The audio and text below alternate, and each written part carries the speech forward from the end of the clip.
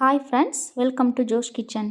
இன்றைக்கி கருப்பு கவுனி அரிசியை வச்சு கஞ்சி தான் செய்ய போகிறோம். வாங்க எப்படி செய்கிறதுன்னு பார்க்கலாம்.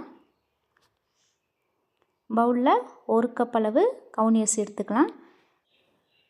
நல்லா வாஷ் பண்ணிவிட்டு தேவையான அளவு தண்ணி சேர்த்து ஓவர் நைட் இதை அப்படியே ஊற வச்சிடலாம். காலையில் இது நல்லா ஊறியிருக்கும். பாருங்கள், நல்லா ஊறியிருக்கு. இதை இப்போ மிக்ஸி ஜாரில் போட்டு அரைச்சி எடுத்துக்கலாம். ரொம்ப ஃபைன் பேஸ்ட்டாக அரைச்சிடக்கூடாது, கொஞ்சம் கரகரப்பாக இருக்கணும். அப்போ தான் நமக்கு கஞ்சி சாப்பிட்றதுக்கும் நல்லாயிருக்கும். இப்போது இதை வேறு சட்டியில் மாற்றிட்டு கிண்ட ஆரம்பிச்சிடலாம். 1 கப் அரிசிக்கு 6லேருந்து 7 கப் அளவு தண்ணி சேர்த்துக்கலாம்.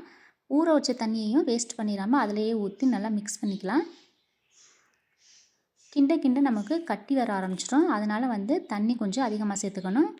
இது கூடவே கொஞ்சமாக சீரகம், 10லேருந்து 15 சின்ன வெங்காயத்தை பொடியாக நறுக்கிக்கலாம். கூடவே கொஞ்சமாக உப்பையும் சேர்த்து கிண்ட ஆரம்பிச்சிடலாம். அடுப்பை மீடியம் ஃப்ளேமில் தான் வச்சுக்கணும். ஃபுல்லாக வச்சிட்டோம்னா நமக்கு அடிப்பிடிக்க ஆரம்பிச்சிடும். கவுனி அரிசி அவ்வளோ நமக்கு உடம்புக்கு நல்லது. நார் சத்து அதிகமாக இருக்கிறதுனால நம்ம உடம்புல உள்ள கெட்ட கொழுப்பெல்லாம் இது குறைச்சிரும். அதே மாதிரி சுகர் அளவு நமக்கு நார்மலாக இருக்கும். புரோட்டீன் இதில் அதிகமாக இருக்குது. உடல் எடையை குறைக்க விரும்புகிறவங்க இதை அதிகமாக எடுத்துக்கலாம். இப்போ நமக்கு கஞ்சி பதத்துக்கு வந்துடுச்சு. இது கூடவே 1 கப் அளவு தேங்காய் பாலையும் சேர்த்துடலாம்.